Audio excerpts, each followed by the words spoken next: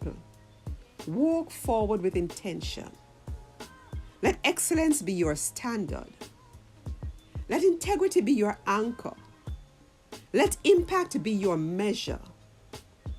And let the work that remains be guided by wisdom, compassion, and courage. As I reflect on this aspect of my career journey, teaching where it matters most, I'm reminded that impact begins where need is greatest. Teaching hungry students, and when I say hungry, students who are hungry for knowledge, students who are academically, emotionally, and sometimes even literally hungry, has taught me that leadership is service, not convenience. Students are whole human beings. Learning is deeply contextual. Each student has a different style of learning. Excellence must be compassionate. Systems must serve people. When we design institutions without empathy, we lose effectiveness, humanity, and the desired impact. My reflections on my career journey in Chapter 3 looks at my role as tutor at the University of the West Indies Open Campus. Chapter 3 is entitled, Excellence is a Culture, Not a Slogan. The core lesson in this chapter is that institutions thrive when autonomy, accountability, and compassion coexist. There are institutions whose reputations precede them, and then there are institutions that earn that reputation every day. My years at the University of the West Indies Open Campus Distance Education Center remain among the most professionally satisfying experiences of my academic journey. UWI's global standing is well known, but what struck me most was not the prestige, it was the consistency.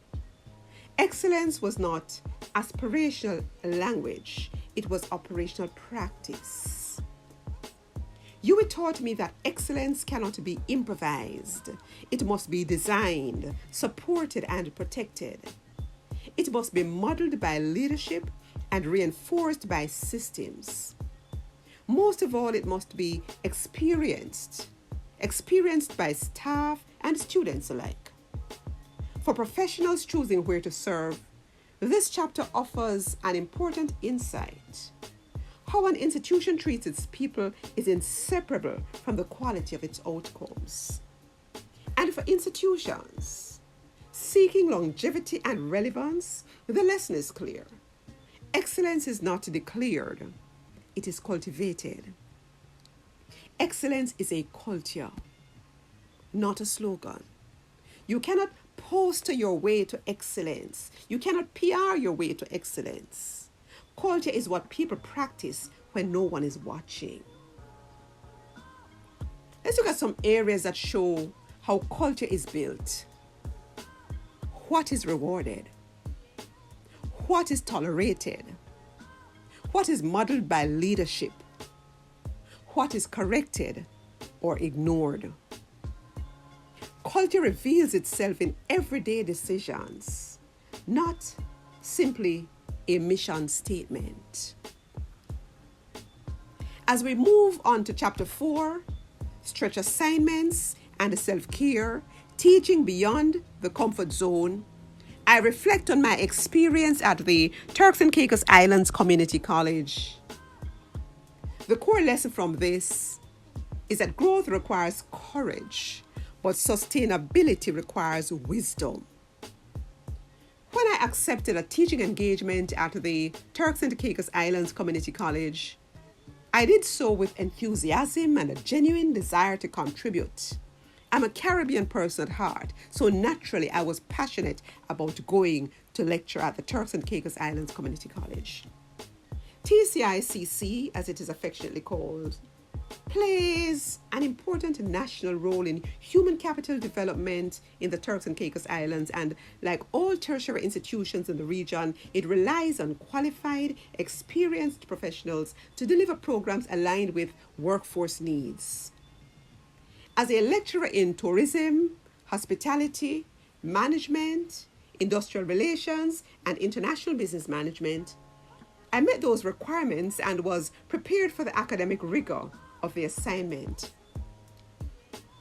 For professionals considering similar roles, especially in geographically or logistically complex environments, preparation is key.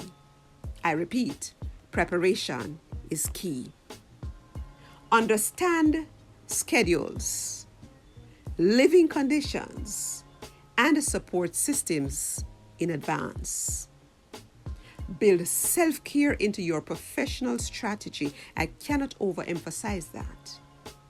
Build self-care into your professional strategy, not as an afterthought, but as a requirement for excellence. For institutions, this chapter offers a gentle reminder. Attracting talented professionals is only part of the equation. Retaining them requires intentional attention to workload design, safety, and well-being. And for leaders everywhere, the lesson is universal. Growth should challenge us, but it should not compromise our wellness. Chapter 5. Leadership in Motion, serving non-traditional learners with dignity. This reflection is on my work experience at the University of the Commonwealth Caribbean.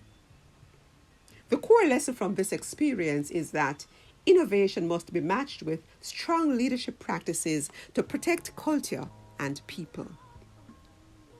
Leadership often reveals itself most clearly in moments of movement, when institutions are growing, innovating, and redefining how they serve communities. My experience at the University of the Commonwealth Caribbean, UCC, unfolded during such a moment. For leaders serving non-traditional learners, this chapter offers an important insight. Innovation must be supported by robust governance, clear communication, and emotionally intelligent team members. When these elements align, institutions become powerful vehicles for transformation. And for professionals stepping into leadership roles, it is a reminder that leadership is not about control. It is about stewardship. It is about knowing when to press forward, when to pause, and when to release with dignity. It is both a blessing and a curse to be eclectic in your academic journey. A blessing because it exposes you to a wide array of concepts, many areas of experience, and the ability to multitask. However, it can be a curse if all of those skills and competencies are being pulled at the same time. As I'm about to share with you my experience working in finance, let me give you a little background. I worked for several years before returning to